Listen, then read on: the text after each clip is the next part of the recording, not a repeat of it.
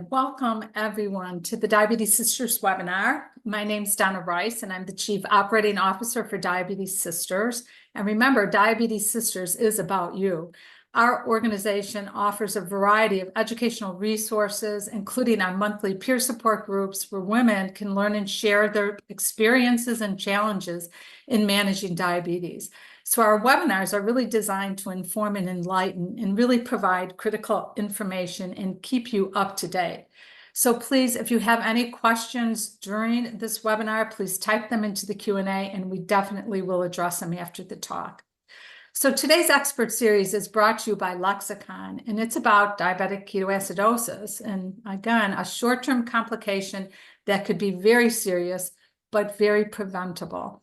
So our goal is really to create awareness for this and how you as individuals managing your diabetes can prevent it. So our expert today is Dr. Victoria Buhari. Dr. Buhari is board certified in endocrinologist, diabetes and metabolism, as well as in lifestyle medicine. She is the founder and CEO of Perry's Wellness and Diabetes Center in Charlotte, North Carolina.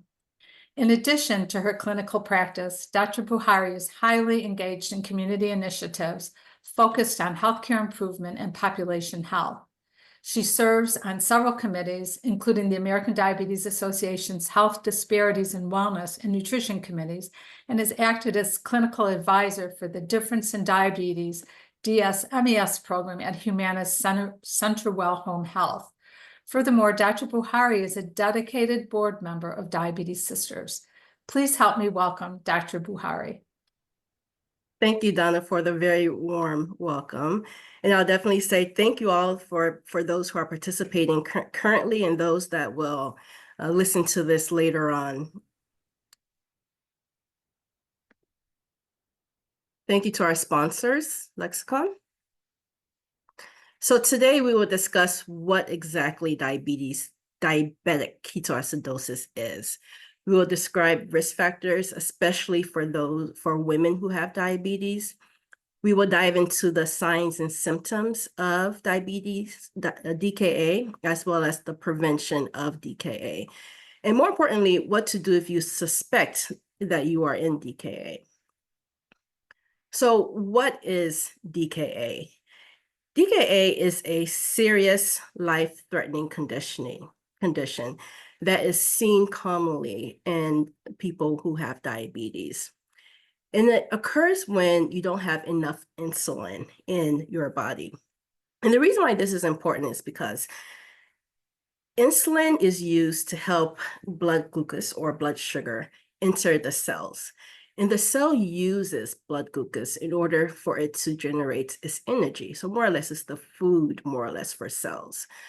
And when cells don't have blood glucose, or if the cells don't have glucose levels or glucose period, then they use what's called adipose or fat in order to fuel itself. So it uses fats to create energy. And breaking down fat, it produces ketones. So again, DKA occurs when there's a lack of insulin for various reasons. The cell is not able to utilize glucose, therefore uses fats in order to generate energy. And as I said, it's life-threatening. So it's very important that you understand what it is. And more importantly, you can recognize it and also know what to do if you are in DKA. It's most commonly in type 1 in people who have type 1 diabetes, but we also see it in patients with type 2 diabetes, especially if there's some type of illness or stress. So what are the causes? DKA can actually present itself as a new diagnosis of diabetes. And the reason why this is the case is because when somebody does not know they have diabetes, obviously they're not giving themselves insulin, and there's still a state of insulin deficiency. So as I mentioned, we need insulin in order for the cells to generate energy. And if the cells does not have the glucose, they're going to use fat. So DKA has been seen as a presenting sign of diabetes. If there's a major illness or health problem, such as a heart attack or infection, that can also cause DKA. And the reason why this is the case is because whenever you are sick, you can have an increased amount of different hormones, such as cortisol. Cortisol is called a stress hormone. The stress hormone increases your glucose levels. And there's also a subsequent insulin resistance in a stressed state. And because of that, again, the cells do not get the sugar that it needs for energy and breaks down fat. Certain medications can cause DKA. We've seen it in a class called SGLT2 inhibitors, and we'll talk about that later on, as well as some steroids, thiazide diuretics, and that's rare causes, but we do see it. And then missing doses of insulin. So majority of DKA are found in people that already have diabetes. And what we've seen is sometimes people either forget to take their insulin or don't take it for various reasons. Or if you're using an insulin pump, which is a device that gives you insulin, that could malfunction. So the insulin pump is not giving you the required insulin that you need.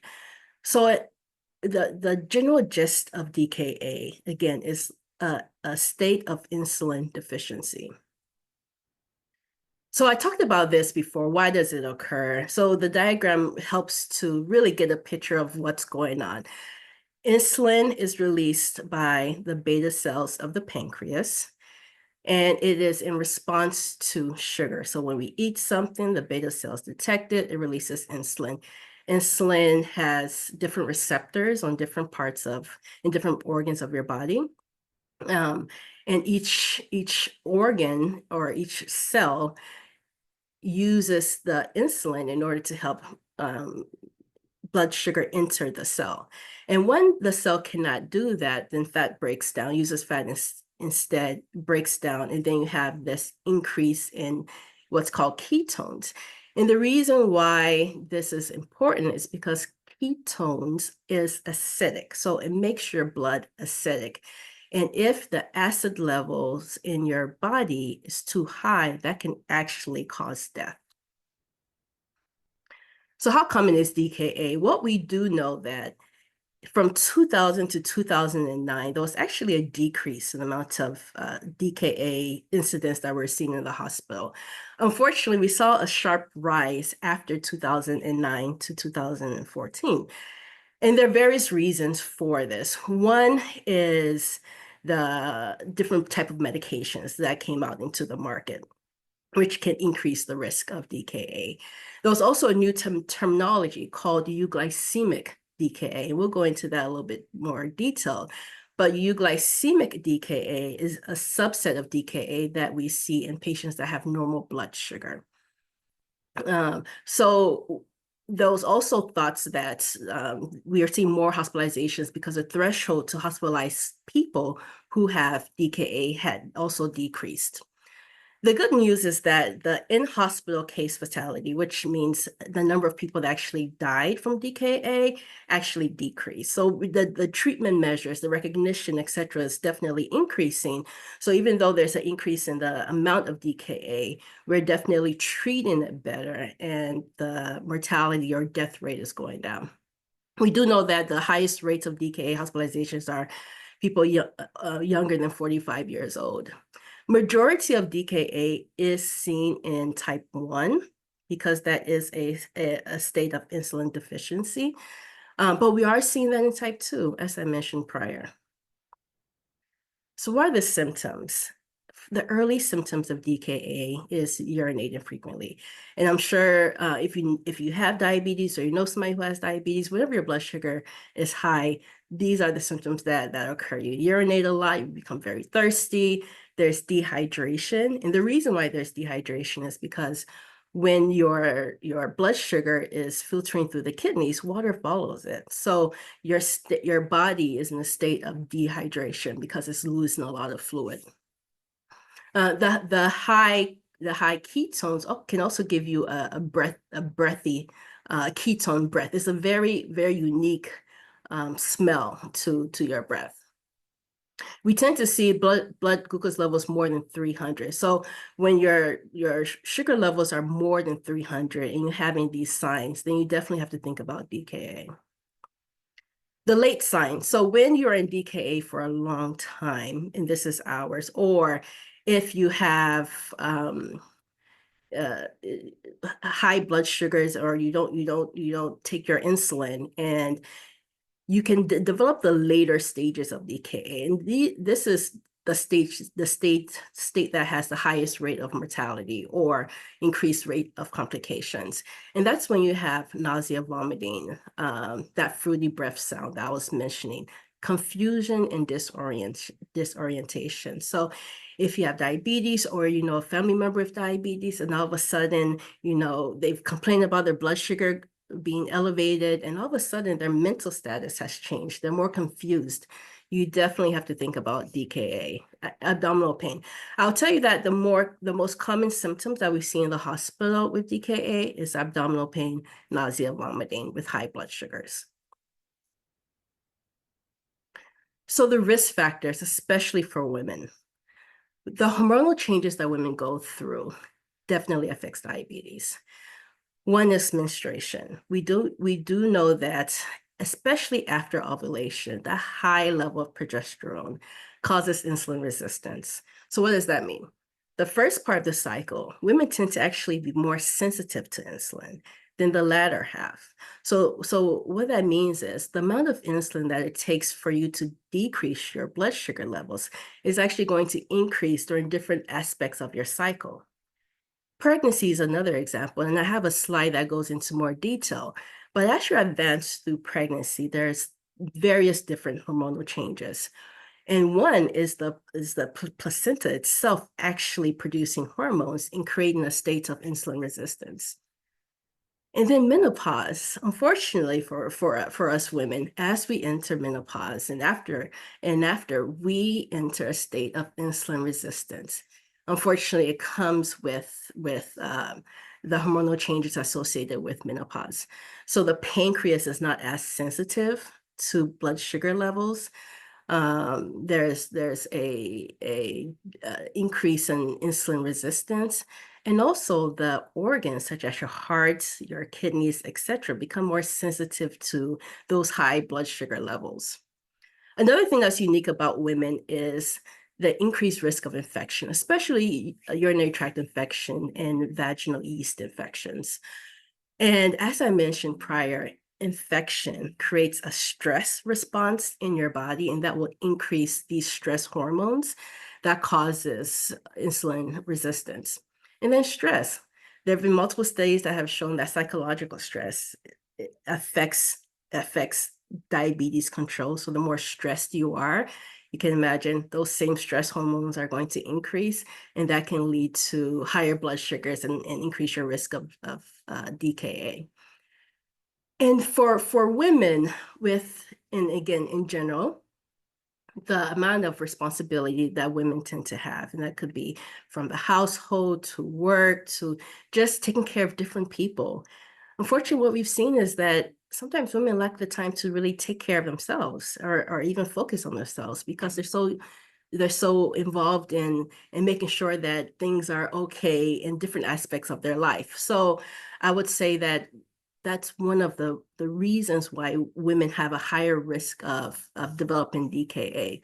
So it's very important that as women, we identify these different nuances that occurs with being a woman and having diabetes, from the different aspects of your menstrual cycle that you might be more insulin resistant, to what happens during pregnancy, to menopause. And again, making sure that we are very cautious about our self-care. So as I mentioned, I'll talk about DKA in pregnancy. This is a graph that shows insulin levels at different weeks of pregnancy. The first few weeks of pregnancy, and as you can see, the insulin levels actually decrease. So what that means is that your body actually becomes more insulin sensitive. So your body doesn't need as much insulin in order to maintain blood sugar levels. But as you advance in the weeks into the pregnancy, your insulin resistance actually increases. And I have seen marked insulin resistance, where people have required double to triple the amount of insulin as they're approaching the end of the pregnancy. So what this means, especially with DKA, is that you have a higher risk of developing DKA just because you have so much insulin resistance towards the end of the pregnancy. And this is important to recognize because DKA, not only in pregnancy, not only is this serious for the woman, but it's also serious for the baby. There's increased amount of what we call hypoxia, which is decreased oxygen levels in the baby.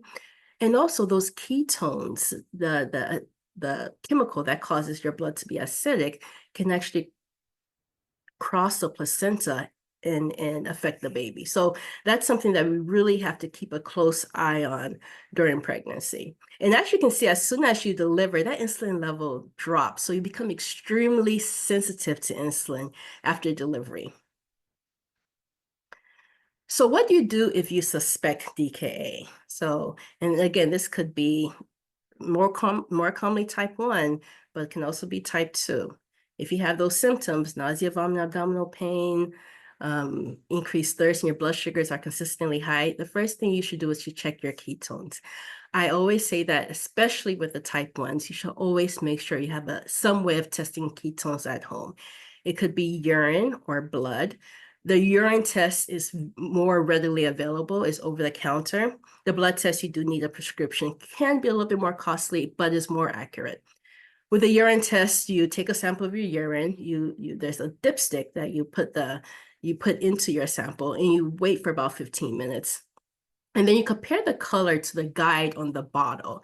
And essentially what you will see is either no ketones, trace, moderate, or high amount of ketones.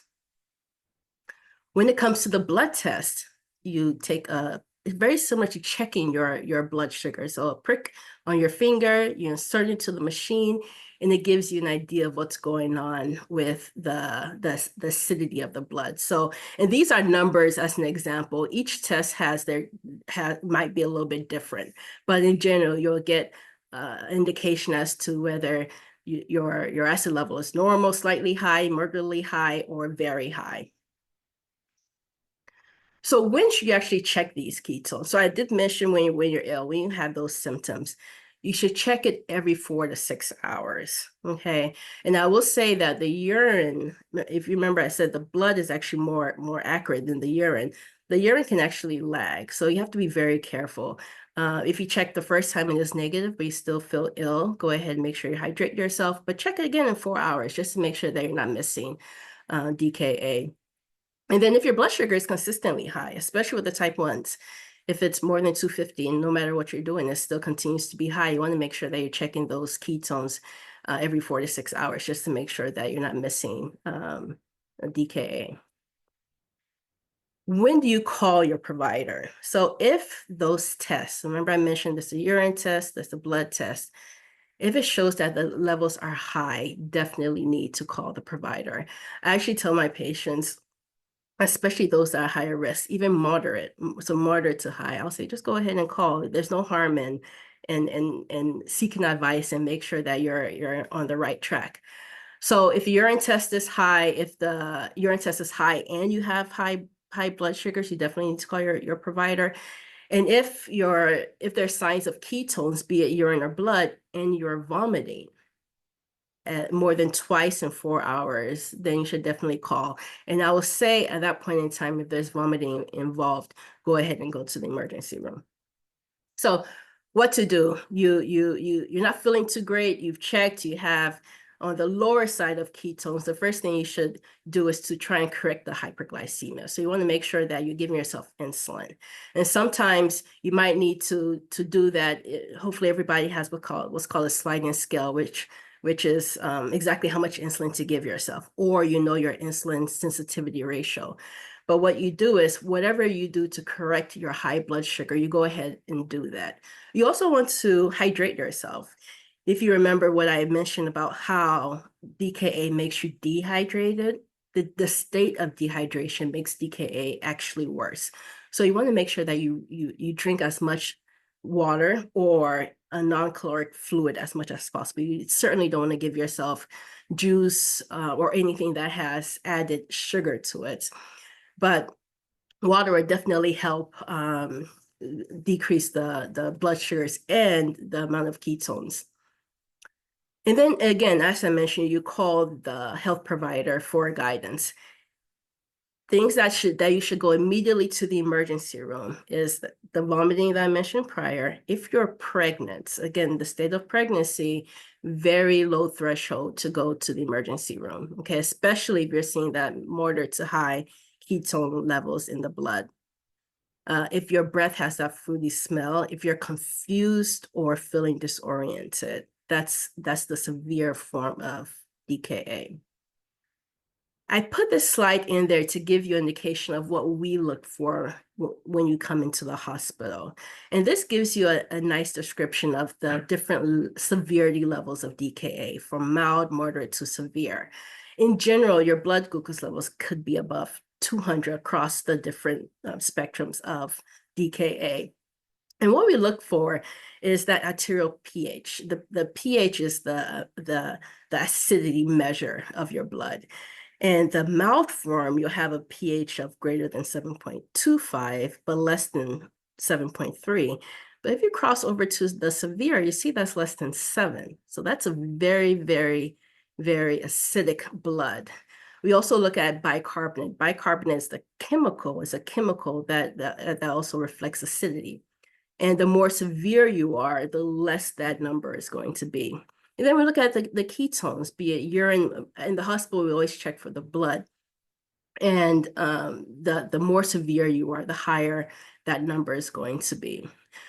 As we're monitoring you, that anion gap, we would like to see it close. For DKA, it's called a high anion gap metabolic acidosis. What that means is that there's a lot of shifting of the chemicals within the blood, which creates what we call a gap. And we watch that, number one, to see if how severe the DKA is. And also, as we're treating DKA, we look at that gap with the goal to normalize the gap before you're discharged home. And of course, your mental status. You can have mild DKA where you're completely alert, no mental status changes, or you can have severe DKA where you present comatose. And I'll tell you that most of the complications, increased risk of death, et cetera, is more associated with the severe side. And if you're hospitalized with DKA, and the mild, I've seen people who have mild DKA, we're able to send them home the next day.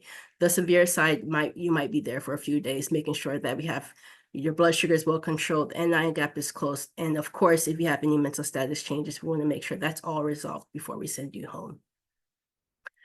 In the hospital, what we do is fluid, and insulin. So those are the main two things that we really have to look for.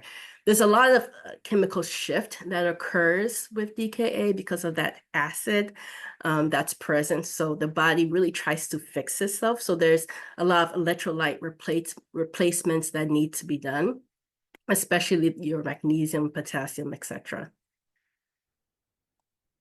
The key to all this is prevention. We really want to make sure we prevent DKA. Again, very serious condition, so focus should be on prevention. The first thing is making sure that you take your insulin exactly as instructed. So missing insulin, etc., again, gives you that insulin deficient state. Your cells need energy. They're going to break down fat, and ketones can build up. We want to make sure that if you are not feeling well, that you are measuring your blood sugar levels. Make sure that you always know what your blood sugars are.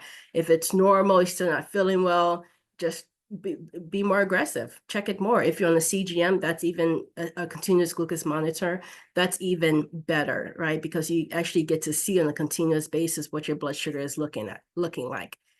As I mentioned, if you, especially with type 1, if you are type 2 and you've had DKA before, please have a ketone test at home. Remember, the urine test is over the counter.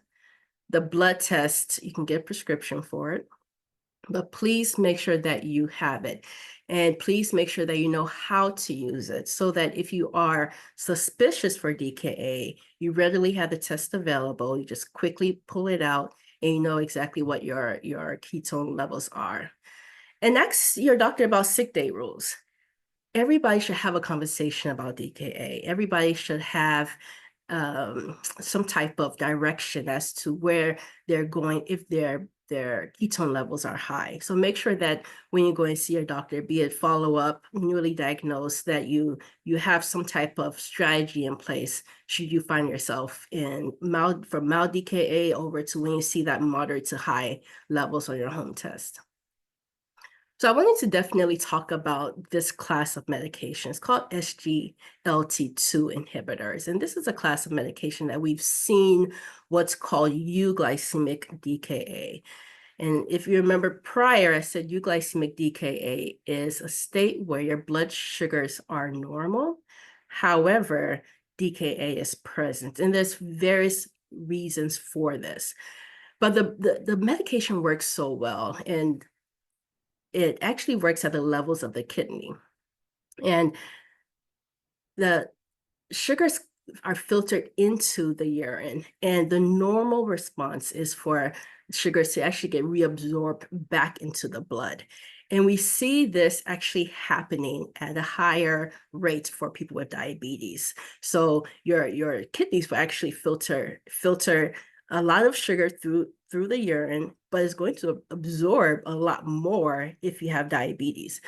The beauty of the SGLT2 medications is that it stops that reabsorption. So we have seen really great blood sugar results. We've seen weight loss with it, and the SGLT2 medications actually have heart benefits, and some of them have some kidney benefits also. But the complication is euglycemic DKA. So because it works so well, the blood sugars are going to be normal, but you are still in an insulin deficient state. So your cells can still starve for energy because there's not enough insulin, and that can cause the DKA that's associated with these medications. So if you're on any of these medications here, just make sure that you're aware that these are the complications of it. And you definitely need to make sure, again, you have that ketone test at home, and you can check your ketones if you're not feeling well. So key points. Remember that DKA is a state of insulin deficiency. Without insulin, fat is going to break down, ketones are going to form, your blood is going to become acidic.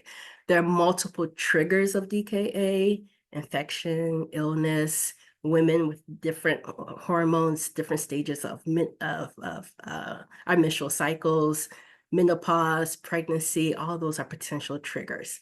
Also be mindful that we should always have that test at home. Be mindful that you should know what to do if those ketones are moderate to high, and also always know exactly when you need to go to the hospital. Have a very low threshold to call your doctor.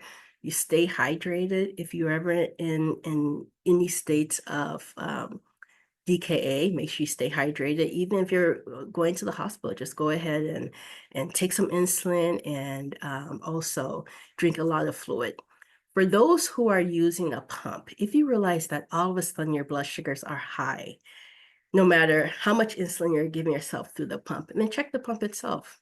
Is it an issue at the site?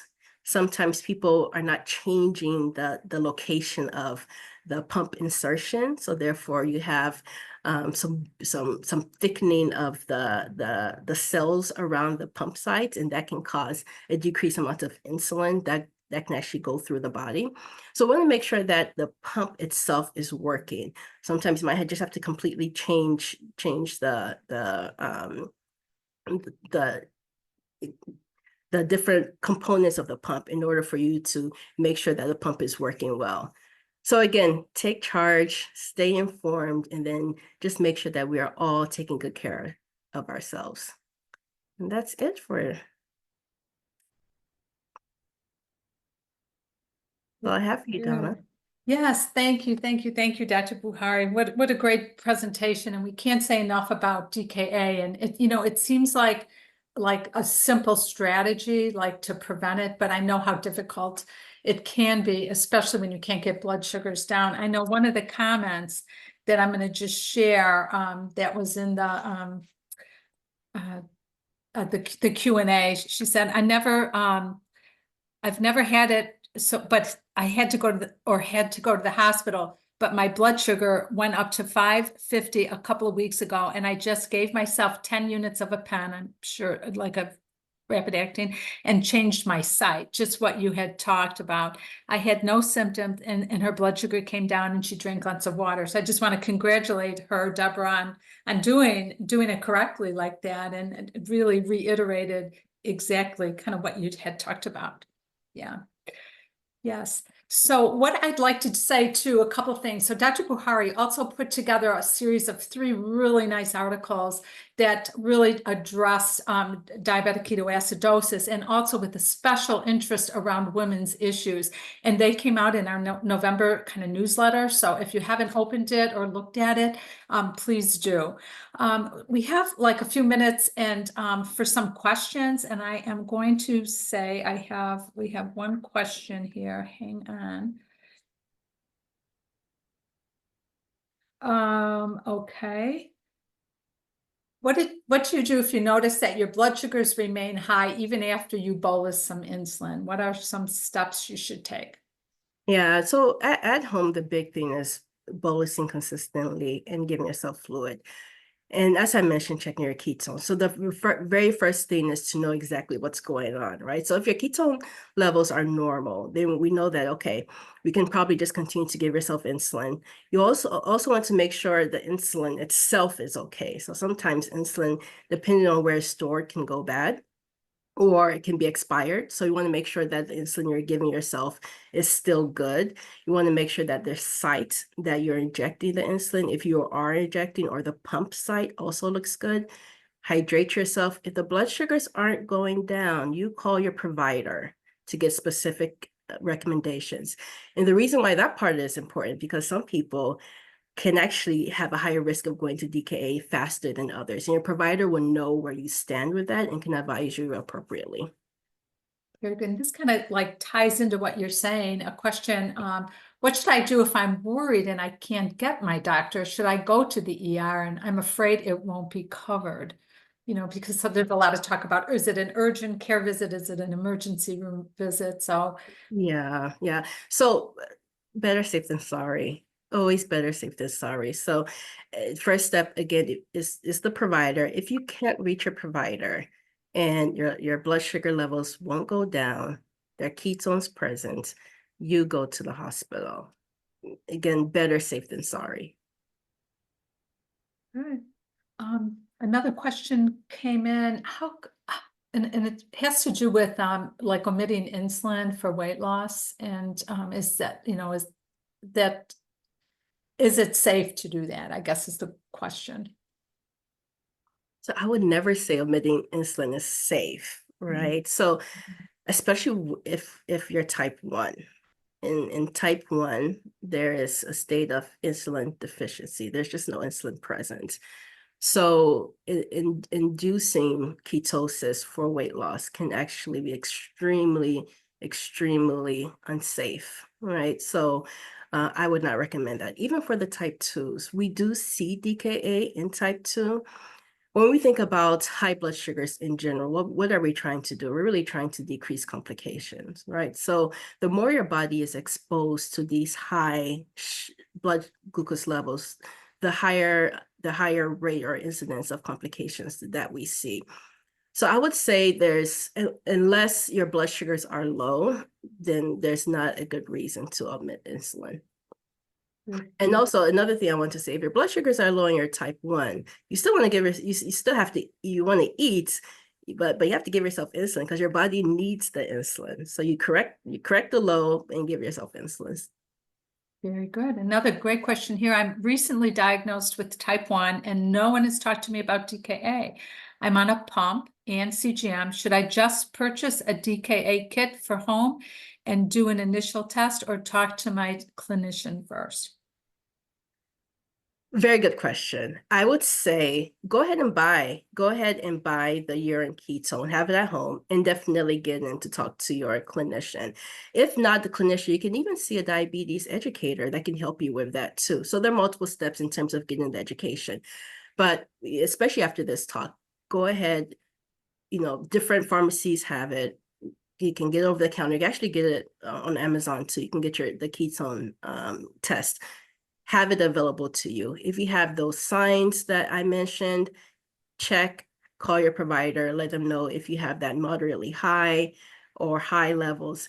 And even if it's low, if you're somebody that is newly diagnosed and your ketone levels are low, go ahead and call. If you haven't had that conversation with your provider as to what to do, go ahead and call and get informed.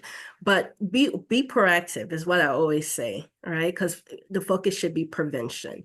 So be proactive. And if you're diagnosed, if you're taking care of somebody that has diabetes, then talk to their either if it's a child pediatrician, adults, their internist, whoever the provider is. Have a conversation about DKA, have a plan in place, have a sick day plan in place. So if you're sick and you're vomiting, what exactly should you do? Another thing I like to mention for the pump, those of you who are on pump, so if you have loved ones on pump, have backup insulin. Technology, as we all know, technology is not 100% guaranteed. The pumps are wonderful. Have backup plans. Continuous glucose monitors are wonderful. Have a backup plan. So you always need to have a backup plan for different scenarios. And you also need to know exactly how much insulin to give. So if you're on a pump, and as you know, the pump is going to give you, X amount of insulin per 24 hours, and it boluses you X amounts per food that you eat. If your pump is not working, you need to know exactly how much long-acting to give yourself. For my patients, that's on paper. Before you leave, you know exactly how much insulin to give yourself.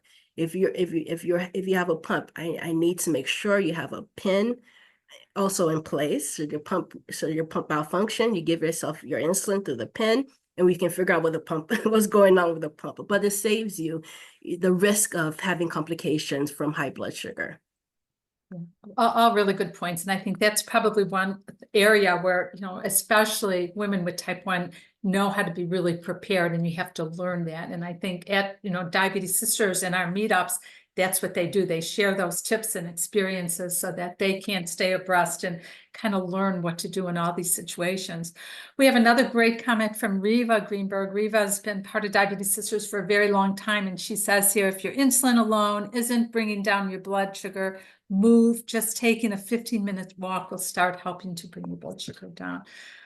Good comments for sure. Yeah, that's very true. Very, very true. Yes, absolutely. So there are no other comments. So what I want to do is just go ahead and close. So I just again want to thank you for all your questions. Thank you, Dr. Buhari, for a great presentation. We know how important this topic is. And Dr. Buhari has also put together a really nice tip sheet. So we have the 3 articles that we've talked about that it came out in our November newsletter, but we also now have a tip sheet available for download. And this is kind of the nitty gritty some of the top tips and facts that she talked about during her presentation, and it's available for download. So you go to our website or click on the webinar, and you'll have availability, the resource available rather. So again, a big thank you to Dr. Buhari, a big thank you to Lexicon for their unending support and sponsorship for this program, and a big thank you to all of you for joining this webinar, and we hope to see you for the rest of our events for World Diabetes Day. So thank you, everybody, and have a wonderful day.